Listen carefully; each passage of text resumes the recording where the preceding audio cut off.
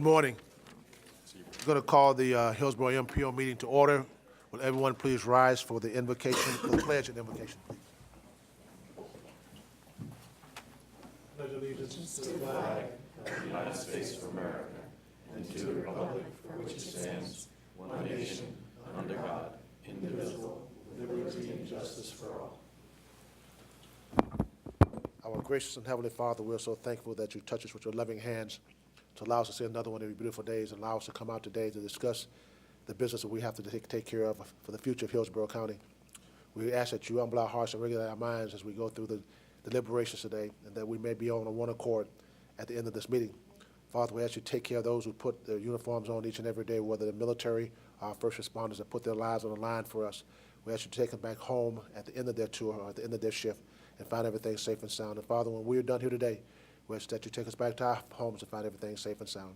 These are all blessed, we ask in your righteous and holy name. Amen. Amen. Good morning again. We have the minutes from our January 8th, 2019 meeting. I hope you had the opportunity to review those. If so, may I have a motion to approve those minutes? I have a motion by Mr. DePano, second by Commissioner Kemp to approve the January 8th, 2019 minutes. Seeing no further discussion, all those in favor, let it be known by saying aye. Aye. Opposers likewise. Motion is adopted. Now moving to public comment. Do we have anyone for public comment this morning? Anyone for public comment? Okay, seeing none, we move on to committee reports. Ms. Torres, is she here? Yes. Good morning. Good morning. Gina Torres, MPO staff. For your action items today, the committees forwarded to you the 2019 safety targets. There were questions raised about speed reduction strategies and the funding needed to meet the goals and how the targets would fit into the statewide target of 0 deaths. The South Shore Transit Reevaluation Study was approved and sent to you. Giving the passage of the transportation referendum, members were interested in knowing when the study's recommendations would be implemented. Policy Committee acted on legislative positions for 2019, and that's on your agenda today. There'll be several bills that and a letter of support. On your consent agenda, the committees forwarded the multimodal level service evaluation, and there's a letter from the BPAC offering to review proposals for trail alignments.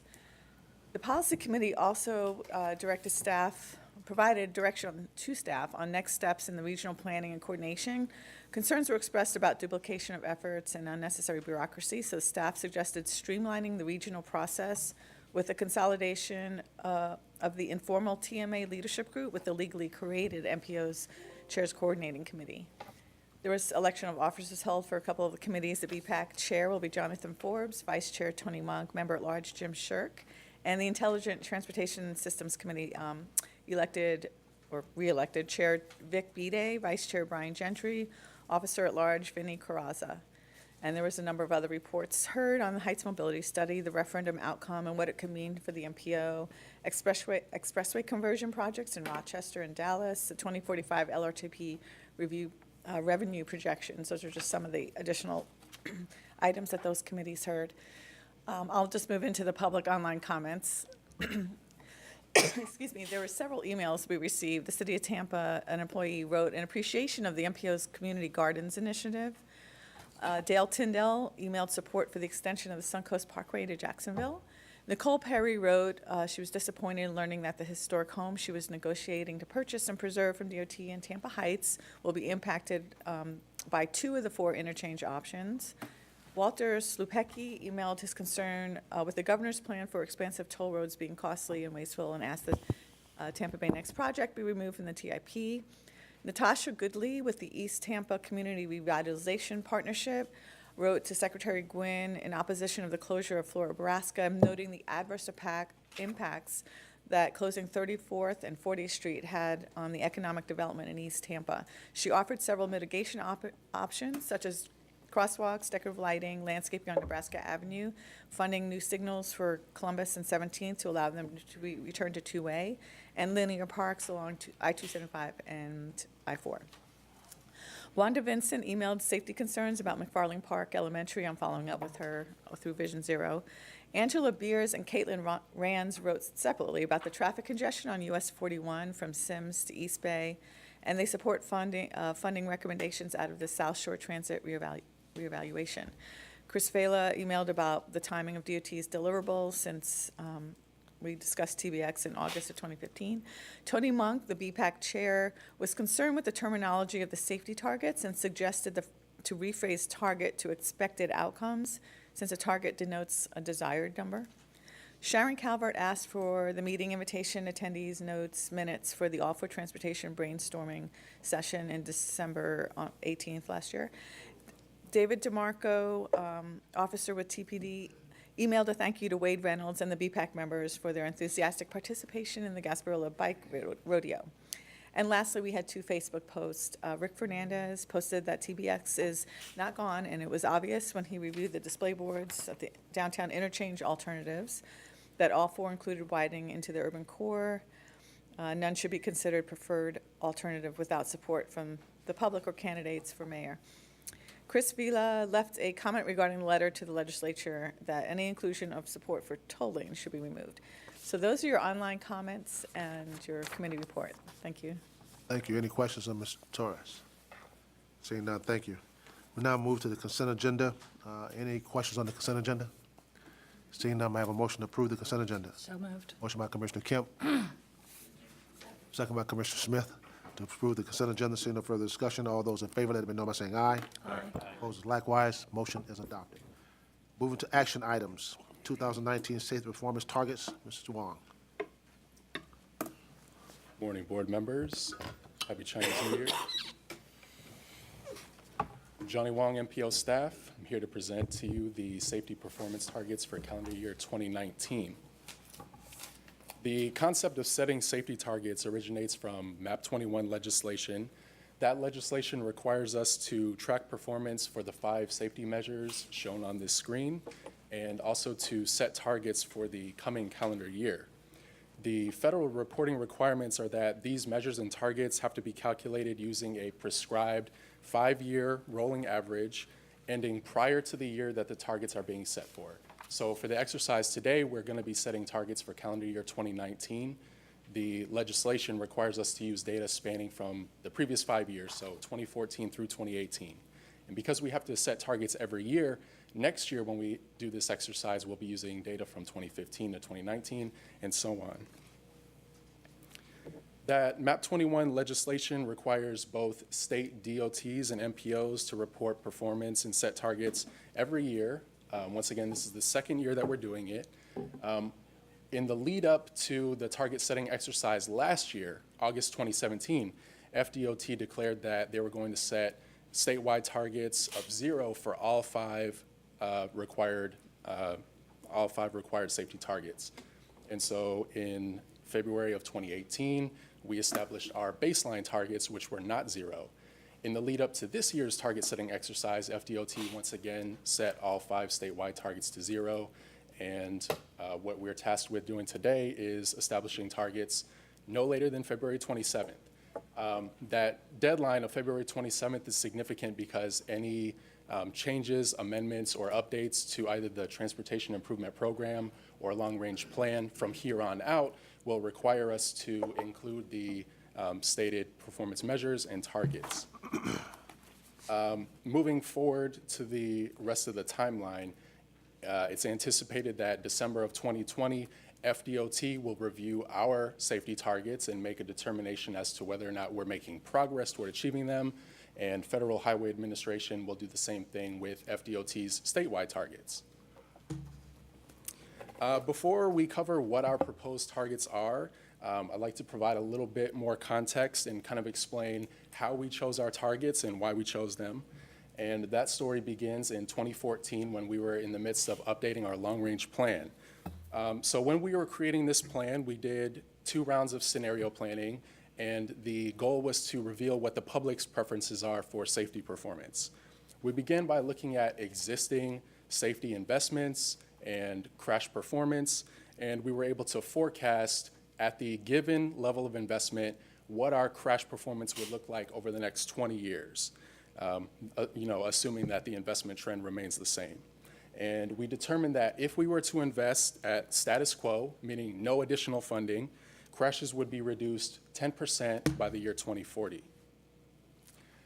We asked the public to weigh in on whether or not they were satisfied with the current spending levels, or if increasing funding to a higher level, and as a result, improving crash performance was preferable.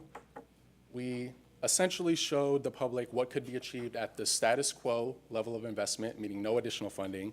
Also, we showed them what could happen at the medium level of investment and a high level of investment. The public response that we received showed that the public wanted something above the medium level, but less than the high level. Based on that feedback, we created a new funding scenario, which we called 2.5, which kind of straddles the line between medium and high. At that level of investment, we could invest in safety programs and projects that would potentially be able to reduce crashes somewhere between 20 and 50% by the year 2040. It's worth noting that 51% represents the high level of that range, and so that's our most aggressive estimate of what could be accomplished at that funding level over a 20-year period. And if you extrapolate that, to meet our goal by the year 2040, we have to reduce crashes by 3.4% each year, every year. So how can we meet that aggressive goal? The safety treatments that are shown on the left side of this screen represent improvements that could be made at the preferred level of investment, that 2.5 level of investment. If we had a funding source equivalent to a 1-cent sales tax, a portion of that money could be allocated to help pay for these improvements. The 450 miles of complete streets treatments, 600 miles of road with streetlights, 300 miles of road with continuous sidewalk coverage, would be the result of the status quo level of investment that we identified in 2014, plus the portion of the sales tax revenue that was identified in the county charter amendment. That amount would be enough to fund these improvements over a period of 20 years. It's also worth noting that the miles of improvements on the left side of the screen are 2014 numbers. We're in the process of updating our needs assessment for the soon-to-be 2045 long-range plan, so we'll be reaching out to your staffs to get updated numbers to update this chart. And so with the passage of the county charter amendment in November, we could be witnessing somewhat of an inflection point or experiencing a turning point for safety performance. Complete Streets is just one example of the kinds of improvements that could now be funded with that additional revenue. With baseline plus the additional funding, priority corridors and some high crash corridors could receive Complete Streets treatments. And to shine a spotlight on a very successful project, I want to talk about Fletcher Avenue. For a very long time, one of our most dangerous corridors in the city of Tampa. In 2014, Fletcher Avenue between Nebraska and 50th Street, a roughly 3-mile segment, was re-engineered to be a complete street. Some of the treatments that were included were flashing beacons, crosswalks, landscaping, bi-directional medians were closed, bike lanes were added, the speed limit was reduced. In the 4 years before all those changes occurred, that corridor, that segment of the corridor, had 93 fatal and serious injury crashes. In the 4 years since it became a complete street, there have been 38. That represents a 60% decrease on a 3-mile segment. If the surtax revenue is added to the existing safety funding, that would be enough to fund roughly 7 of these projects every year. And with all of that in mind, the safety targets that we're proposing for 2019 are listed in your agenda packet. Prepared some graphs to illustrate them for you that I'll run through very quickly. The first target that we're proposing is not one that's required by FHWA. This is a single year, 2019. We did not use a 5-year rolling average, but we felt it was important to track the significant decrease that we experienced from 2017 leading into 2018. So that we can track that trend. Based on the adopted goal of a 50% decrease over 20 years, if we reduce crashes 3.4% for calendar year 2019, we're looking at a target not to exceed 163 fatalities. The 3.4% may sound a little minuscule, but the cumulative impact will be huge over time. This graph is intended to show how fatalities will be tracked over that 20-year period. So if we follow this trend for 20 years, by 2040, we will exactly have our fatalities. This target is required by Federal Highway Administration. This is the fatality total for a 5-year average. due to a statistical anomaly, not really an anomaly, that's not the appropriate word, but it's actually higher than the five-year rolling average for fatalities in the previous 2 sessions. This, I think, is attributable to 2016 being a very high year for fatalities. 2016 is actually the historical high in Hillsborough County. 226 fatalities is now the single most deadly year in our history, 1990 being the second most deadly. We're going to be experiencing the effects of that 2016 year through this period and the next period. Once that 2016 year is phased out of the rolling average, our fatality numbers will drop considerably. So you see 188 is projected for this year, 181 for next, and then 167. Serious injuries on a 5-year rolling average is the second target required by Federal Highway Administration, and based on that 3.4% reduction, we're recommending a target not to exceed 1,354. Non-motorized fatalities and serious injuries combined, this is bike ped fatalities and injuries, the target being not to exceed 229. The fatality rate per 100 million vehicle miles traveled is to not exceed 1.33, and the serious injury rate per 100 million vehicle miles traveled is to not exceed 9.55. This is an action item, and so our recommended action to the board is based on the adopted goal of reducing crashes 51% over a 20-year period, interpolating that to a 3.4% annual reduction. The fatalities are to not exceed 163. The 5-year rolling average for fatalities not to exceed 188. Serious injuries not to exceed 1,354. Bike ped fatalities and injuries combined not to exceed 229. The fatality rate not to exceed 1.33, and the serious injury rate not to exceed 9.55. That was a little bit redundant, but I'll be happy to answer any questions that you have. Thank you, Mr. Wong. Let me ask you a question, Mr. Wong. You said that 2016 was a record year for fatalities. You also brought up Fletcher Avenue and the work that's done there. Did you do any study as to where the majority of those, well, I shouldn't say the majority, where most of those fatalities took place? Not in preparation for this presentation, but Gina is going to be the project manager on an upcoming study that's going to look at safety issues countywide more comprehensively. I would imagine that the geographic location of some of these crashes would be included in that report. We're also doing a little bit of a deeper dig on safety issues for the State of the System report, which is going to be presented to the board next month. Okay, thank you. Mr. Lopano, you recognize. Thank you, Chairman. So you mentioned earlier the level 2.5 is where you wanted to go, right? Which means some portion of the 1-cent sales tax would be allocated. And if that is allocated, then that's how you'll achieve the numbers that we have here, correct? So, and you're asking us to approve the recommended action, right? Yes. So if we do, how much money is going to be allocated of the 1 cent to achieve these goals? I can't give you hard dollar values at the moment, but the portion of the sales tax money that goes towards safety is 54% of the total sales tax collected goes into a general revenue fund. 27% of that 54% is allocated specifically for safety projects. We may also get some safety benefits from projects that fall into sidewalk and bike facility improvements. So to recap, just sorry for going off on a tangent, 27% is specifically safety. However, there may be some spillover benefits from other types of projects. Does that answer your question? Sort of. Maybe I have a question for the group. There's another review committee, right, as part of the 1 cent sales tax that will approve that projects are within the specified scope. Is that correct? You're talking about independent oversight committees? Yeah. Yeah, each area being Hillsborough County, City of Tampa, Temple Terrace, Plant City, Hart.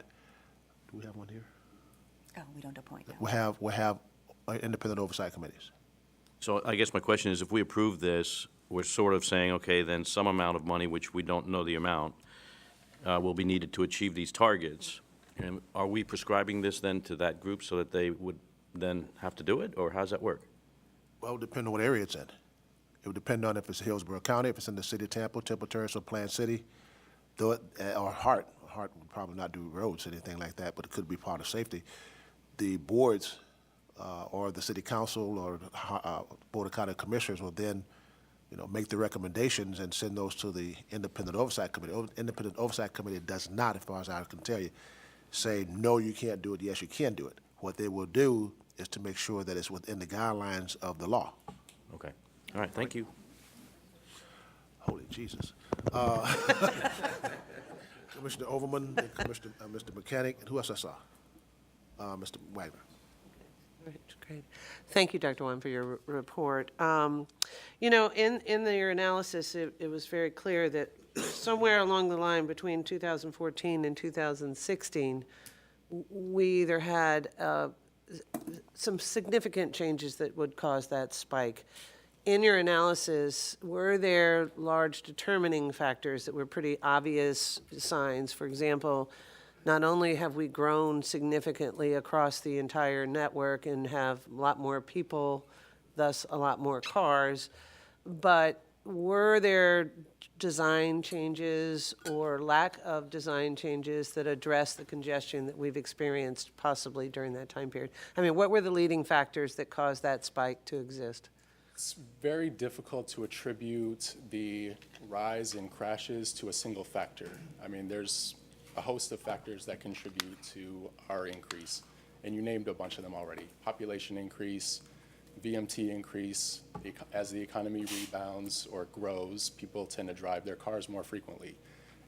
During that time period, something that I pay attention to is that there was a lot of technology coming to market that incentivized distracted driving. The National Highway Traffic Safety Administration, I don't know if I have that acronym correctly, produced a report, and they said that incidents of distracted driving went way up over that time period. So I think that there's no single cause, but all of those combined factors are probably responsible for the rise we saw over 14, 15, 16, and 17. Now, we have seen a significant expansion of housing during that time period, much of which the land use code allows for, one way in, one way out of what I call a bag of houses. That causes the congestion on some of our collectors that were, arteries now that were originally just going to be collectors. So I was curious, where land code fits in this, but more importantly, is that something in our safety design we're taking into consideration? Or safety recommendations that we're taking into consideration? That would probably be a better question for you to answer. Okay, all right. Thank you very much. Well, the question of where do we go from here is a larger question, and the types of crashes are different on different corridors, but certainly the issue of limited access into and out of developments puts a lot of pressure on specific intersections. So as we come back to those high crash intersections, we're going to be working with each of the local governments on how to make those intersections safer. And that'll come out in part out of the study that you all approved us to do last month, which is to look at, particularly at the challenges of speed management on some of those higher volume arterial roads. Okay, great. Thank you very much. Mechanic, you recognize. Yes, thank you, Mr. Chairman.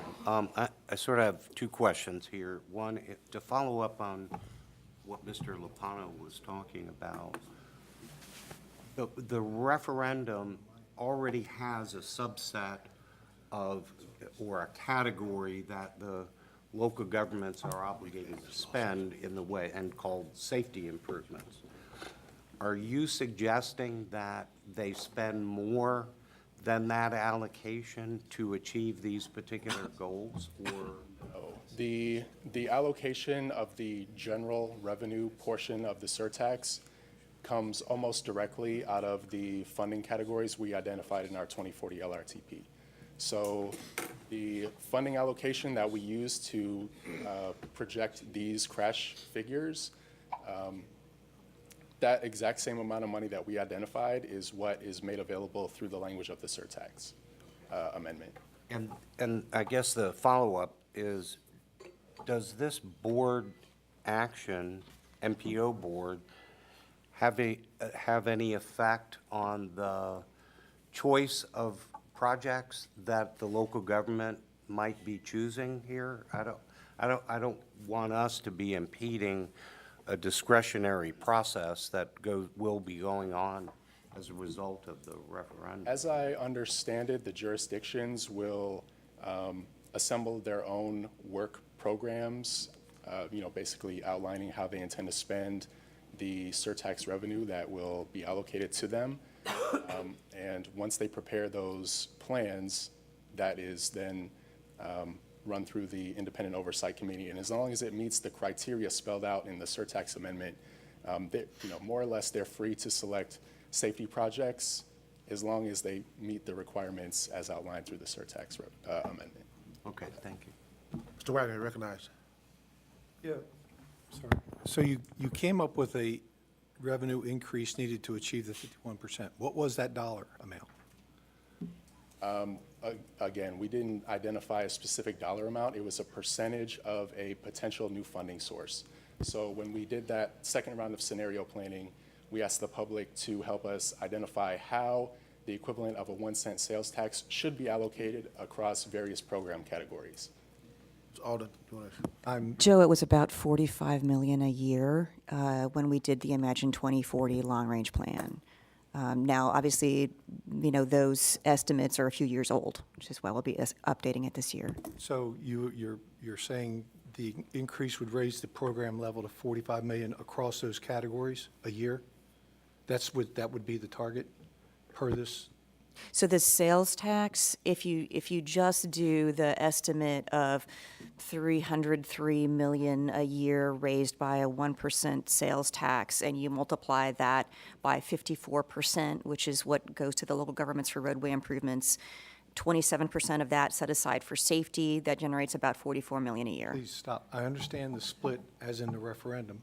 The question is, you came up with a target value for increased spending to address these. What was that target value increase over the current value? Okay, I understand. The baseline amount was roughly $25 million of status quo spending. That $25 million plus the $45-ish million as a percentage of the surtax revenue would equate to roughly Okay, so what you're saying is the 27% of the 54% is adequate to achieve the target level of funding you're looking for? Yes. Okay. If you go back to the referendum, each of the categories, I did my analysis on 280 instead of 300. If you take 27% of the 54% of 280, you're talking about 40.8. Obviously, if you raise that to 300 million, you get the 45 million a year, is what it's saying. That's on a base level. It'll go up as sales increase over time. So that is the number that this program is speaking to, is that safety category, which is 27% of the 54%. Thank you. Now that you've confused everybody, I got it. okay, I'm glad you do. Hang Glad to to, talk to you. hang close. Commissioner Kemp, you recognize. Just to clarify that for a minute, so the 25 million, I mean, each of these, we're not only depending on, as a commissioner and for city officials, we're not just depending on the sales tax. We have revenue that we dedicate on a regular basis outside of the sales tax, which is the 25 million you're talking about. So, and there's also mobility fees. There's other things that are involved in this, and the MPO can't dictate to the jurisdictions what they should do, only go forward with this program as it is as a recommendation. And first off, I'd like to say that this was an excellent presentation. I'd like to move the item forward. I do have, Second. Second. thank you. I do have several comments to make about it. One is Fletcher Avenue is an excellent example, and every time I drive it, I'm so pleased with the flashing beacons, with everything that's been done to increase safety there. And so there's so much walking there.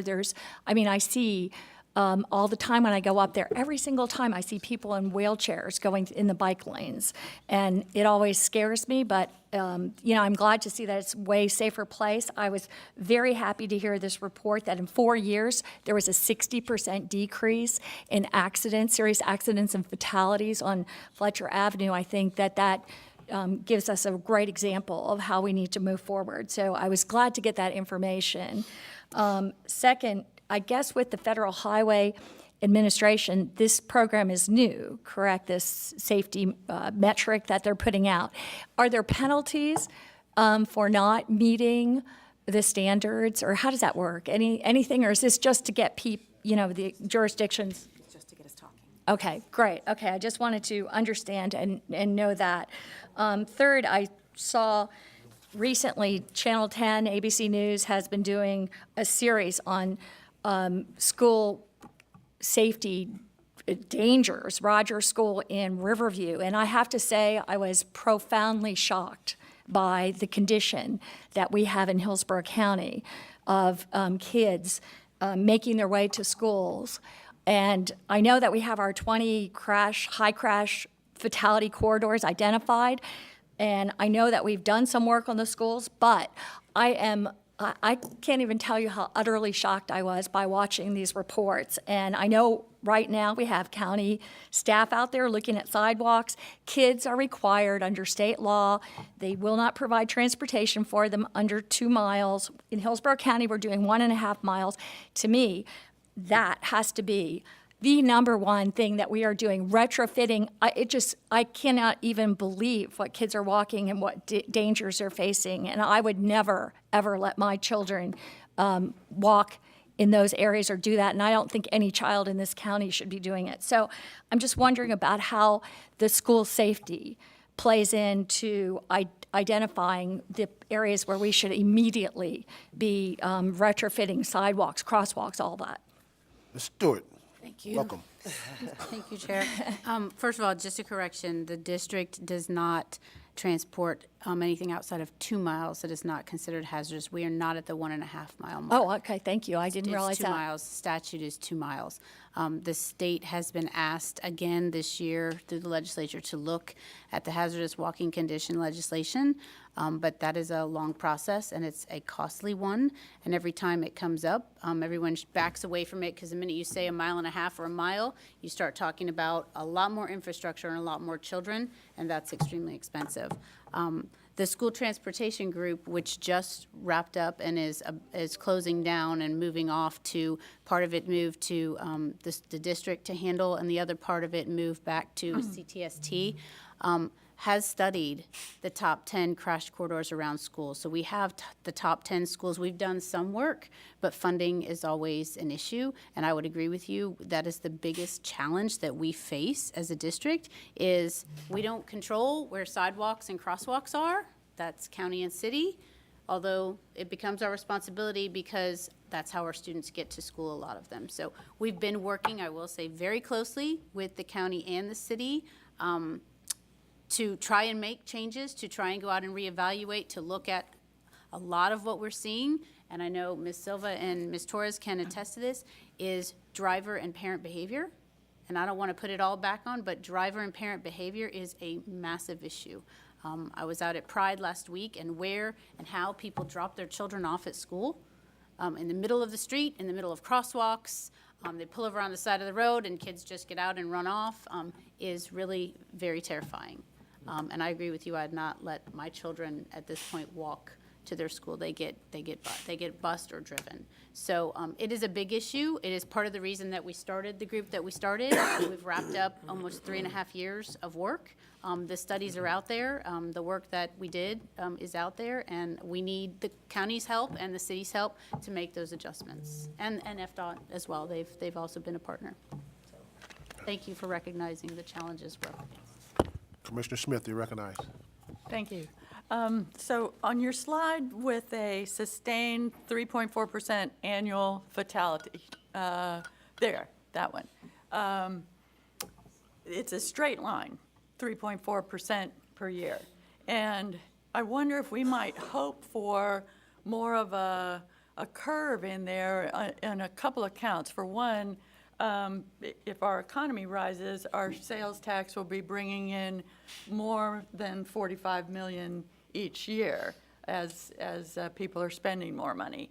But another thing is, wouldn't there be some, for lack of a better word, compounding effect of the safety improvements that we do every year, reaching, for one thing, critical mass of more alternative transportation, you know, might not just be this straight line. Yeah, that's exactly right.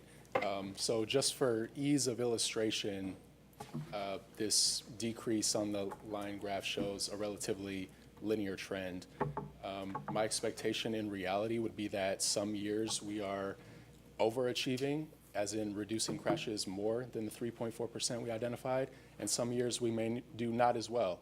A lot of that depends on external factors that are kind of difficult for us to estimate. Economic boom or bust cycles have an impact. Technology also has an impact. Our expectation is that over a 20-year period, the trend will remain relatively stable, but on a year-to-year basis, we'll see fluctuations. And those will, sorry, Go ahead. those will be reflected in the one-year target setting exercise. So as we bring this to you every year, we'll kind of tell you what relevant safety issues are affecting the community and how we predict those will impact the next calendar year's numbers. And if I could just have a little bit of a follow-up. The 79 crashes or fatalities, 79 people dying each year, 20 years from now, is that just pedestrians and cyclists or people in cars as well? That's total. Okay. Across all modes, And yeah. that's somebody dying every few days still.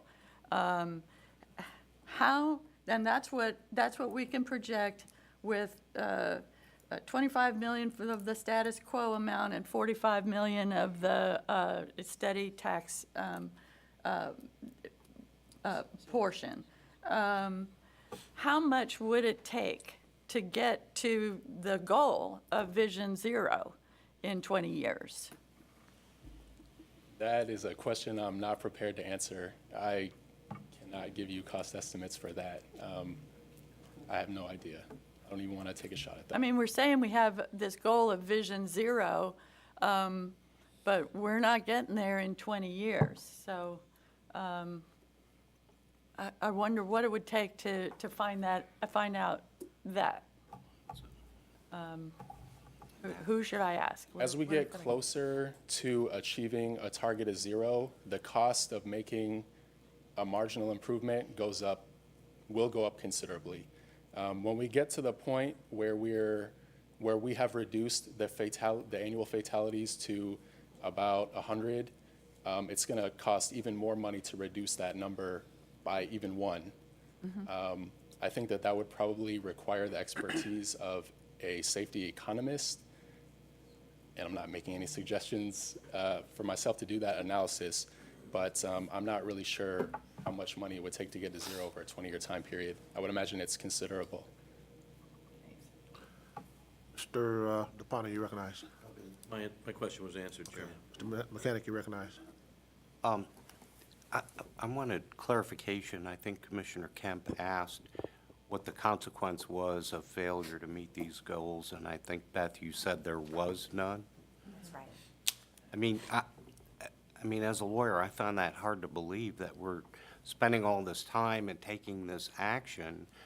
Obviously, we want to achieve these goals, but there should be some consequence of it. I mean, it just sounds like a crazy government thing if there are no consequence, you know? I mean, but I'm going to take a guess that it may have an effect on federal funding In the future. for projects, other road projects in the future. Is that a fair statement, or? Well, if I could clarify that real briefly, it doesn't have no consequence. The repercussion that does exist is at the statewide level. So the states communicate with the Federal Highway Administration about this target-setting activity, both statewide and for the metropolitan areas within the state. So altogether, if the state is making progress towards the targets that are set, then there are no penalties.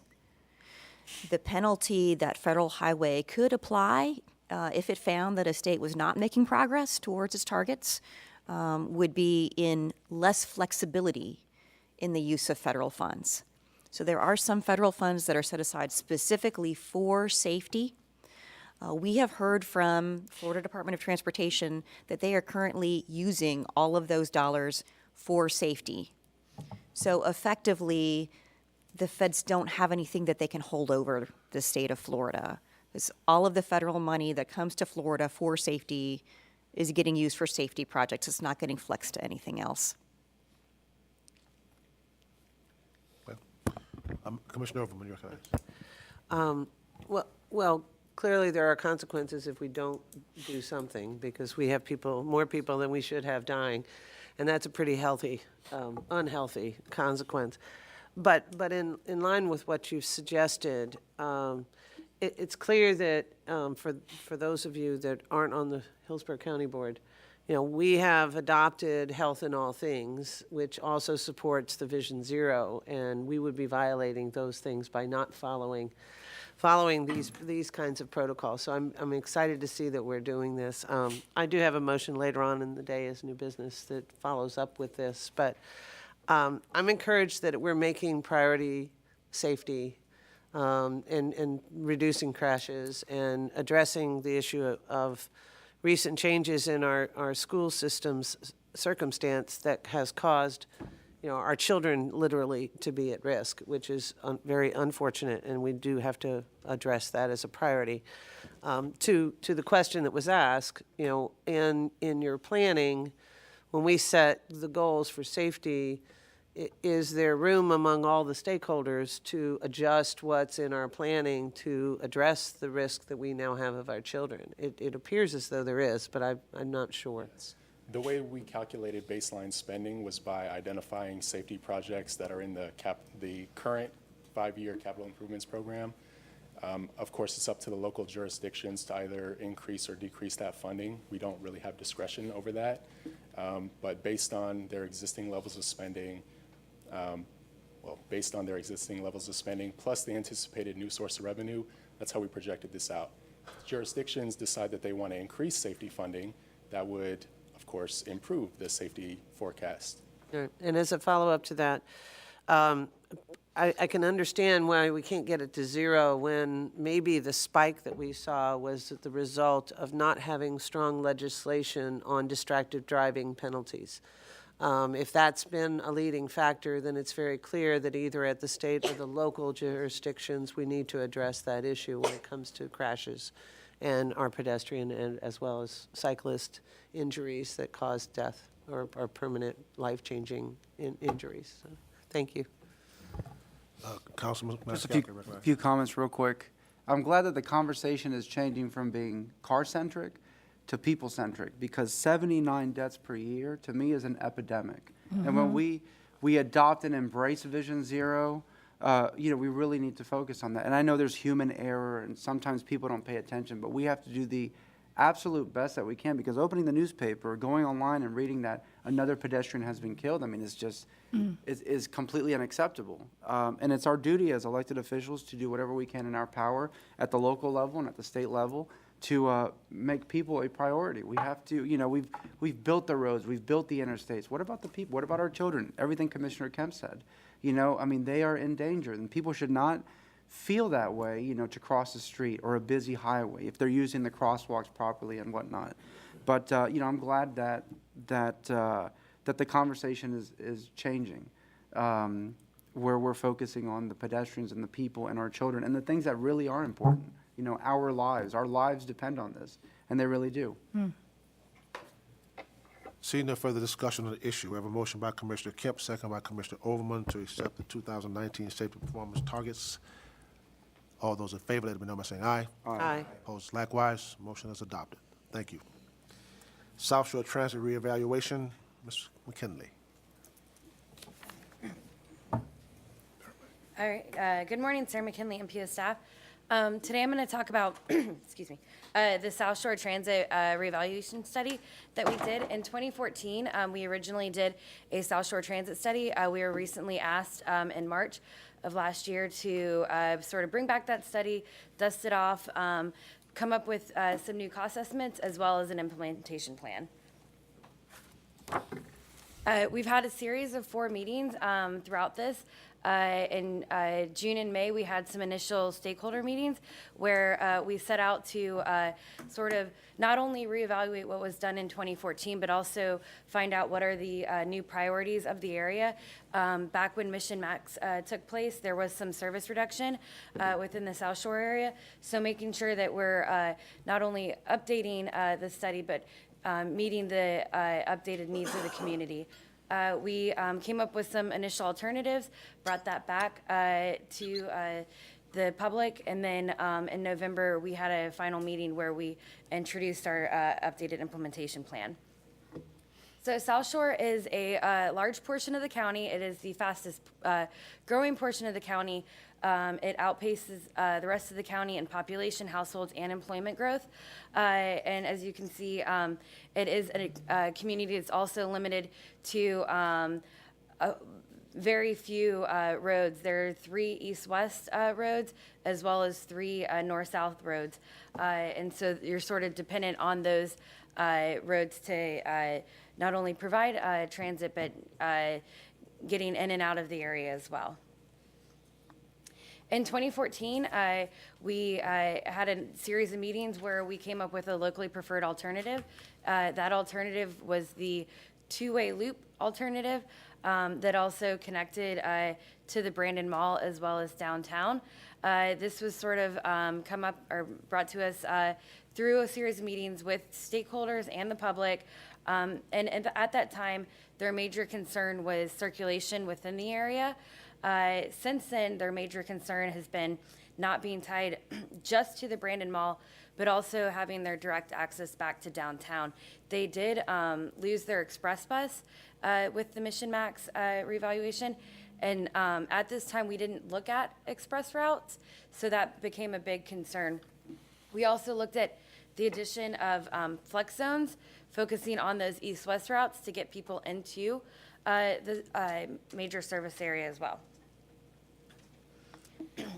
So as I said, there's been some service changes since 2014, and as you can see, they're pretty much left with their US 41 route that goes to the Brandon Mall, and then a flex zone on the south side on 674, and that's about it. They've the US 301 route was taken away, as well as the express route to downtown. So really, their only way to get downtown is get to US 41, and then there's a park and ride at Boyette and US 301 that they can get in with the Fishhawk express route. So these are sort of the what we heard and what the alternatives are based on. Like I said, US 301, restoring that service, as well as getting them some service to downtown were the 2 major things. So we came up with 5 implementation phases. This is the first phase.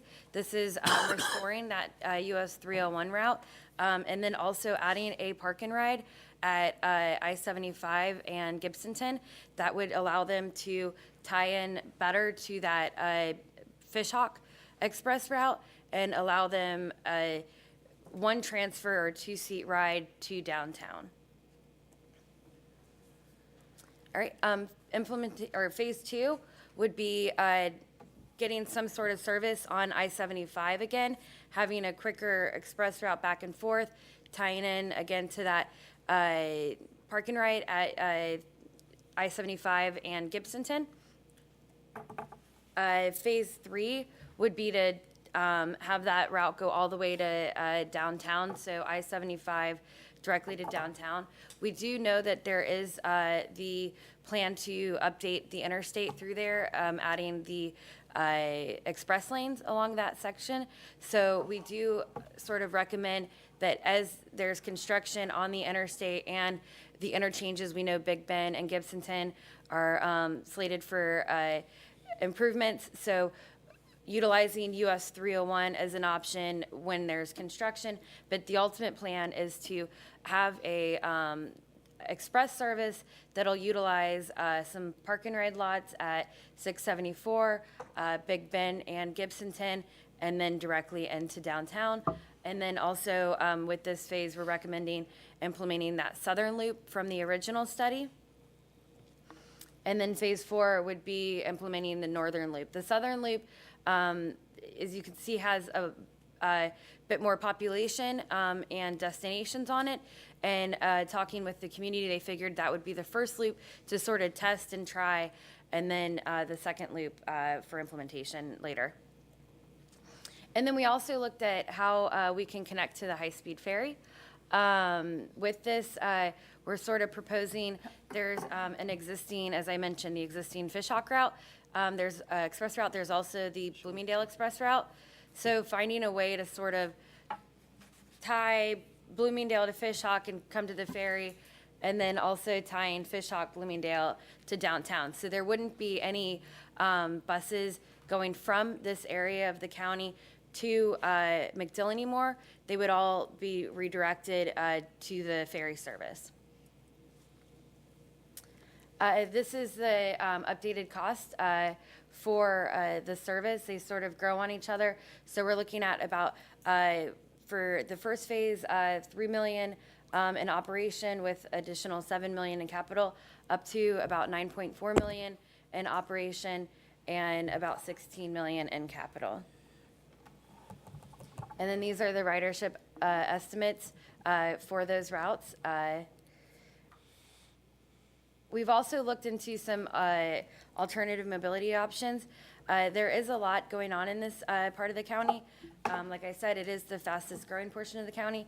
So we're continuing to work with HART on their additional flex services and new mobility services that they're piloting right now. There's also T-BARTA's van pool service within the area. We've been talking a lot with the Enterprising Latinas and their Ariba service. That'll sort of, where there's that existing flex on 674, it'll cap those ends, providing north-south service to Waimama and Ruskin, and then the flex will continue to provide the east-west between those neighborhoods, as well as the Sunshine Line, and then the first mile, last mile options. And these are sort of some new mobility options that we've looked into. And we've are proposing that HART look further into mobility hubs, especially within this area, because it is such a large growing area and it's growing in a suburban nature. It is often hard to get to the main lines. It's a lot of weaving back and forth to get to the entrance of the neighborhood. So this would sort of allow people to get to the major roads where the access is currently, and then get them into the system. These are not set, but this is sort of some areas that we've identified as being high destination areas within the South Shore area. And so we're proposing sort of a north-south mobility zone that within this area, you could sort of on-demand call, get a ride, get to one of these stations, and then get into the system. We've also worked with the county and discussed the possibility of using public lands to sort of build with a public-private partnership, build some additional mobility hubs, sort of have like a little bodega, coffee shop, something where people can wait to, once they get there, to get into the main line. Right. So that is sort of the sort of summary of the South Shore Transit Study reevaluation. So we're recommending approval of this study. If you have any questions, please let me know. Any questions? Any questions? Commissioner Smith, you recognize. Hi, can you speak to the timing of these phases, phase one, phase two? I cannot. Because of the referendum, we've been working closely with HART to see that we can try to restore some of the service sooner than later. I know that Jeff Seward, when he was interim director, he proposed restoring weekend service of the US 41 route immediately. We've been working closely with them to try to restore the express service to downtown. It is going to take some time to implement with the time that it takes to get buses and the new revenue source. Now that there is the revenue source, though, we are able to get something sooner than later. So that's really... And can you show me what is currently and planned in the Bloomingdale area? As part of this study, we did not look at the Bloomingdale area. We looked at that as a previous study. Okay. And then we'll be reevaluating that as sort of Brandon Phase 2 in the upcoming year. Thank you. hopefully. Mr. Kemp, you recognized. Thank you. Several things. One, I'm pleased that the ferry was at least considered in there. It is, we'll get the final figures, but the pre-ridership studies show way, way higher numbers. When I saw the quick flash of the ridership numbers on there, they were astonishingly low. I know that many of the comments from South Shore were people not wanting to get to Brandon, which is where our heart service is typically gotten, but to get to downtown Tampa. So both the ferry, but also just I think some of the things that were not in there were the CSX that FDOT now has a project in design for crossing over the CSX tracks, which make a major block on 41, which I think is the transit route that we should be having. And I hope that as this all expands and as HART redoes, I think they need to do a total transit redesign. And that, I think, would be an important route. Also, as far as first and last mile, I just think we need to start breaking the bubble on this stuff because, when we were using first and last mile in HART, it hasn't been effective. They cannot do the kind of transit that needs to be done across the country. The studies have shown, and they've called in all the places, that first and last mile transit options are the top numbers that they're getting are 4 people an hour for first and last mile. Plus, we were paying $16 per ride. We didn't have to pay it. FDOT was paying it, but as soon as we had to pay it as HART, it doesn't make sense efficiency-wise. And so I think we need to really start moving away from that as other jurisdictions are and be thinking not about the Uber, Lyft, Hyperlink kinds of options because they're not efficient, they don't work, they're not good investments. And that's pretty much nationally been, in transit evaluations, been true. So anyway, just with those caveats and comments, I can appreciate this, but I think we need to really be looking at some different, I would think that would fall under HART and that there would be much more robust funding to do kind of a more robust treatment there. So I guess I'll move to approve this. Motion by Commissioner Kemp. Second. Second by Mayor Lott. Commissioner Overman, you recognize. Thank you. Thank you for this report. I've been excited to see that we were moving forward on restoring some level of service back to South Shore that is so desperately needed, given it has a very high population as compared to possibly the rest of the county of people without cars. So cutting that line really meant a serious economic challenge to a large portion of the folks that live in South County. With that being said, I'm really glad to see this South Shore project being examined. I know HART is working on a series of initiatives, not only looking at this, purchasing more buses, evaluating where another maintenance yard, looking at electric buses, as well as a study of possible transit-oriented development, throughout the county, which, when you had indicated mobility hubs, is very encouraging to see. As it relates to the ferry, access to the ferry, as the liaison to the DOD or to McDill, I have a specific sensitivity to the employees that get there every day. On this study, did you do the analysis of the major source of a majority of the employees that are getting to McDill Air Force Base as part of this design? We did not specifically look into that as part of this design. We did a sort of route deviation recommendation as part of this. Okay, great. Thank you very much for your report. Seeing no further discussion, we have a motion by Commissioner Kemp, second by Commissioner Lott to approve the recommendation of staff of the South Shore Transit reevaluation. All those in favor, let me know by saying aye. Aye. Opposers likewise. Motion is adopted. Thank you, ma'am. Thank you. Ms. Alden, MPO policy positions for 2019.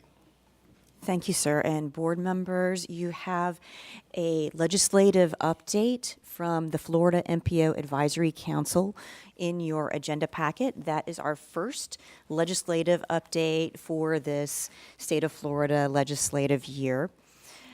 Your policy committee met last week and looked over some of the developments, some of the topics that are on tap this session, and asked staff to draft a letter expressing a few positions, just a handful really. And so there is a draft letter in your packet for your consideration. So there are three main things that we are suggesting for this letter. One is restating the position that this board took 2 months ago, requesting full funding for the I-275 State Route 60 interchange project. That is a major project. We are competing with the other metro areas from around the state for $1.5 billion, assuming that we actually get those dollars and we'd be able to go, the department would be able to go through the engineering and design process and coordinate on the design of what that would actually entail. But right now, it's just reiterating our funding request. We're also suggesting two bullets 3 and 4, about safety. You've had an extensive discussion about safety already this morning. There are a few bills that have been floated that could help, so the legislature could help with this as well. And so that's included in the letter.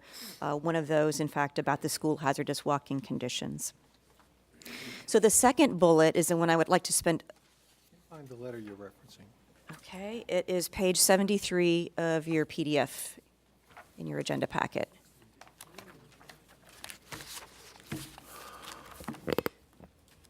It's addressed to Senator Rouson, Rouson. who's the chairman of our legislative delegation. Okay. Okay, so I've covered bullets 1, 3, and 4.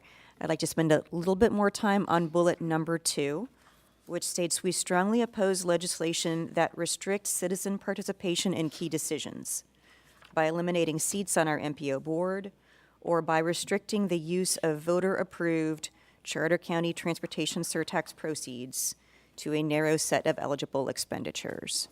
Now, we put together a position about this because of a bill that has been filed by Representative Avila from Miami-Dade, which does a number of different things. There's a link to that bill in this agenda item write-up.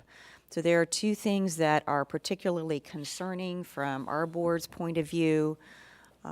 One was that it changes the list of eligible expenditures for the Charter County and Regional Transportation System surtax, and that is the surtax that was approved by our voters last November.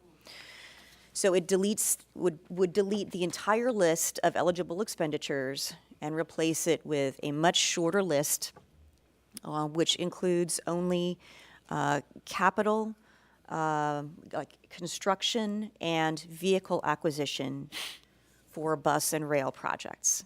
It would no operations, so you would not be able to pay drivers or buy fuel to expand the bus service, which is clearly something that our voters supported. Our voters supported also, it's just part of House Bill 385. There's no. You all have to understand, the legislature and Miami-Dade's delegation, they have, since the creation of time, filed legislation that will take care of their issues or address their issues that affect the entire state. They've done that the 14 years I was there, and we've done it in the past. They're still doing it now. They filed bills to take care of Miami-Dade, but for some odd reason, it affects the entire state. So my question is, has anyone talked to this representative about what he's doing? So we have not. When we are going to do it? We're talking to our legislative delegation members about this.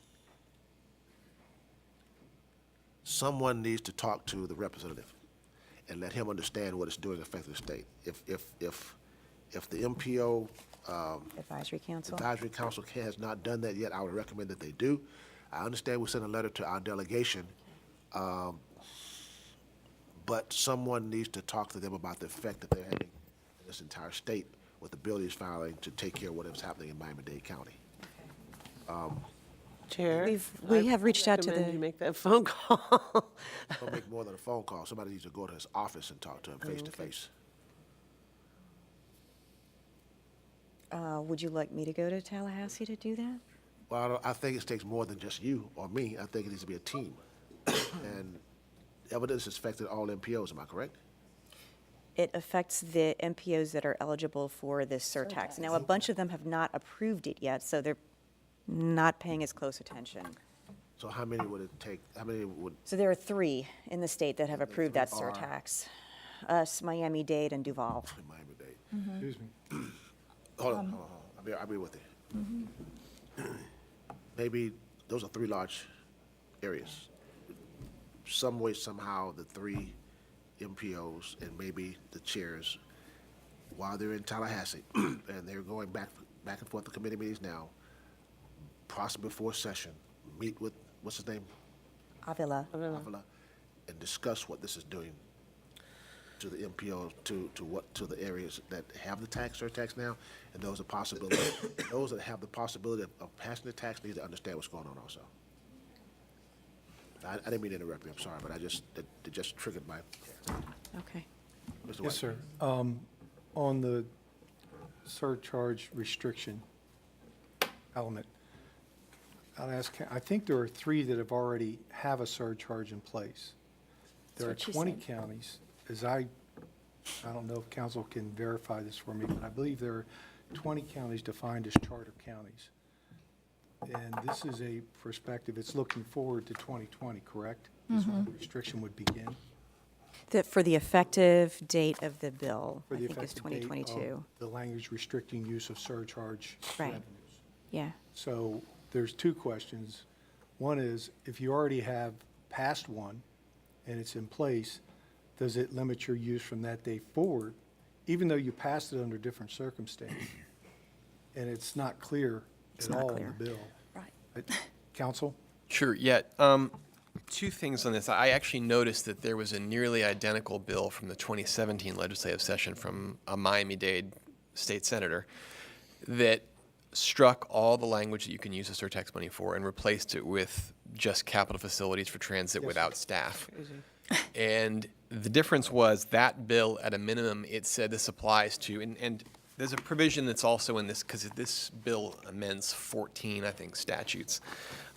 One of them was an MPO statute that states counties, as defined under a specific statute, or charter counties have to restrict their MPO membership to 7 county commissioners plus 1 member of any city over 65,000, and they can't have any more.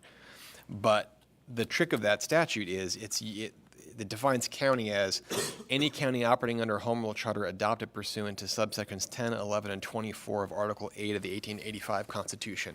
Well, when you dig through and look, that's just Miami-Dade. It's literally, it defines county as just Miami-Dade. Now, the bill last year that ultimately never went anywhere, that would have restricted the surtax money, it said it's only effective in counties as defined in this subsection. Now, the current version doesn't do that. The current version, it's sweeping. It doesn't just apply to Miami-Dade. Right, so Now, the applies- question you ask about retroactivity, to me, Right. there's a lot of questions about that. First of all, the referendum language, the voters approved it to be used for A, B, C, and D. You know, can the legislature come back and say, no, you can only use it for A? But it was struck. That And then the second part is, first of all, it's this change wouldn't be effective until the summer of 22. 22, that's. And then the next part is it exempts. It says to the extent not prohibited by current contracts or bond covenants. Well, all of the interlocal agreements that are going to operate the surtax are going to be well in place by then. But actually, I dug around and I found a Miami Herald article where this Representative Avila was interviewed. He clearly seems to intend for it to be retroactive. So there's a real question as to whether or not it could be.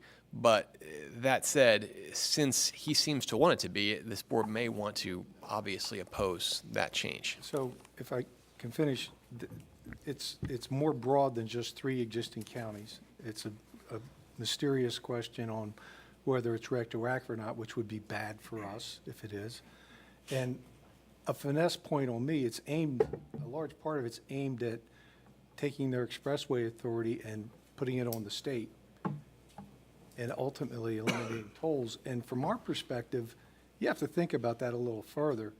What it's going to do is turn over a network of roadways to state responsibility. In the long run, that becomes a transportation trust fund burden that ultimately, it takes care of itself now. Ultimately, that means it increases the state burden, which takes away from the rest of the state in terms of, well, we're going to get, what we want taken care of by the state, so our local authorities no longer have to do that. And that becomes a ding on what monies are left for us to address our needs in the long run. So, top to bottom, I have issues with it. I'm just, Now, before we go any further, I interrupted the director. She was going through the letter because Miami-Dade pissed me off. And I'll get back to you. Go ahead. Finish. We'd just like to have the board's support for the policy positions as stated in the letter, or revise those positions so that you are directing your staff to communicate these positions to all of our legislative delegation and potentially to representatives from other areas as well. So moved. Is there a second? I have a motion by Commissioner Kemp, second by Mr. Mechanic. Mr. Mechanic, you recognize. Following up on the conversation we were having about organizing a delegation to communicate in Tallahassee in some fashion, I think we should include someone from HART, and I think we should try and involve the HART lobbyists. I don't know if the MPO has a lobbyist, but I know HART does, and we should bring as many entities to bear as we can who are directly affected by this. I mean, the idea of HART being able to buy all the buses they could afford and not be able to drive them is absurd. So we've got to try and kill this, because we can't count on a legal argument that it can't be retroactive. We can't risk that happening and then having to litigate that question. HART does have a lobbyist, and so does Hillsborough County. And I just talked to Ms. Alden about meeting with Mr. Taylor face-to-face to let him know who is our lobbyist in Tallahassee about this, and possibly talking to the county's, HART's lobbyist also. But I think it's going to have to be an effort for all of those that are affected by this to talk to. When you're in Tallahassee, when a group of people walk in the door, all of a sudden you're like, oh, what happened? Okay. One or two walk in, okay, meet with staff. But when a group walks in that is affecting the most, I think that's when they have to understand what's going on. Okay, and we need to get them together. It's more, like Mr. Wagner says, more than just 3. It's 20 some odd that we're talking about that this could affect. I think that some way, somehow, maybe you need to lead the effort of getting them together. I'll work with you on that and talk to Mr. Taylor also, because it's absurd. It's absurd. Commissioner Oben, you recognize. Thank you. And I plan on going up for Hillsborough Day on March 13th. Are there other members of our delegation that are planning on going as well? I'll be there. So if we just need to make sure we schedule a single appointment with Mr. Oliver, that might be a valid exercise. But I think it would also be helpful to make sure that we're all very clear what those bullet points are. So to your point, you have the backup of the understanding of the consequences of any of the legislation that is coming forward. Having us with a, for the lack of a better term, short sheet of bullet points that we want to make sure that we hammer home on behalf of all of our communities, I think is critically important. And we work, as you said, all walk in the door at the same time might be very valuable. So thank you. Mr. Kemp, you recognize. Mr. Chairman, we also have a lobbyist as well. We'd be more than happy to ask our lobbyist to join us as well. That's another one. We got 3 right now from this area. Okay. In Thank you, Tempe, Mr. Locke. we'll add our lobbyists. 4. Anyone else got a lobbyist? School board, there you go. So it sounds like we're all in. So, yeah. Mr. Kemp, you recognize. Thank you. I did attend the MPO AC session in Orlando as a representative of this board.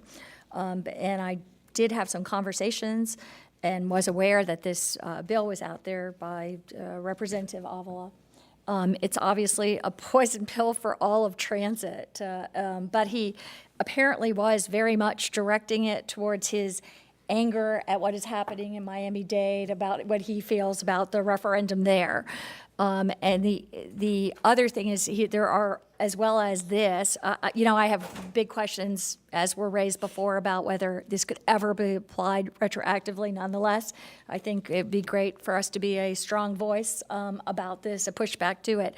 He also has included in that bill structuring, as you heard, the MPOs, but that also violates the law because that structure is set up by federal law, not by state law anyway. I mean, this is chock full of terrible things that are all about his apparent frustration with Miami-Dade and what's happening there. So I just say I'm pleased that we're responding to this full head-on. I think it's important. I do think if it ever went further, there would be huge legal questions about the possibility of retroactivity as concerned here. But it's obviously it would eviscerate transit in the state.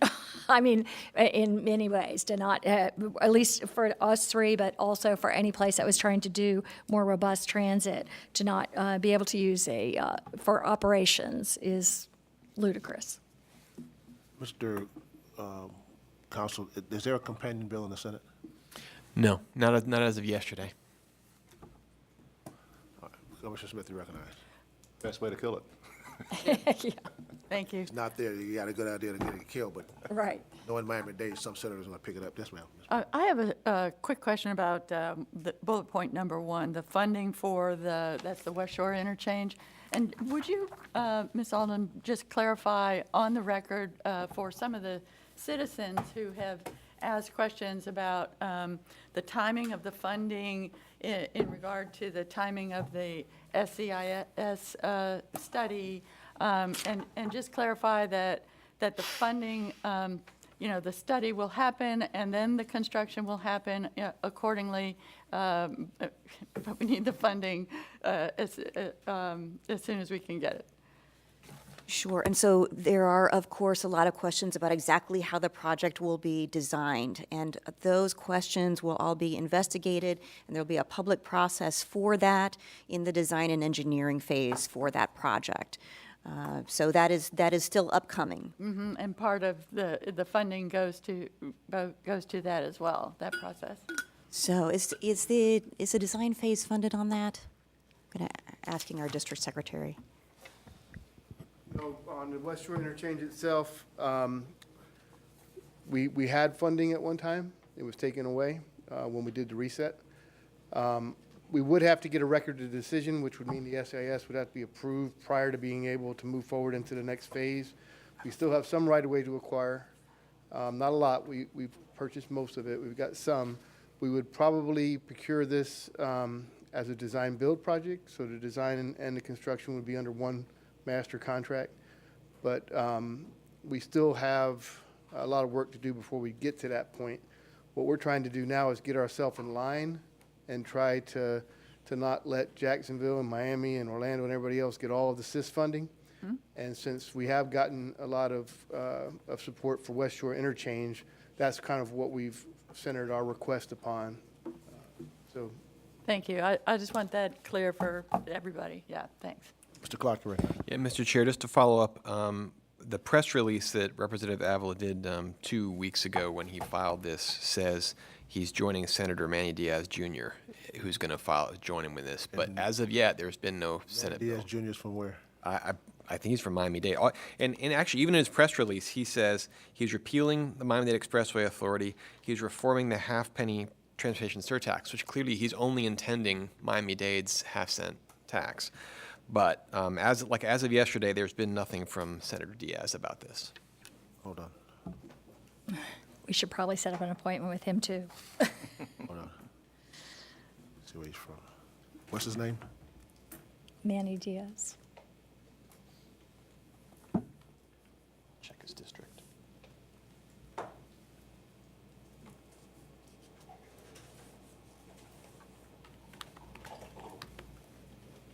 Miami-Dade. This way. He's from Miami-Dade.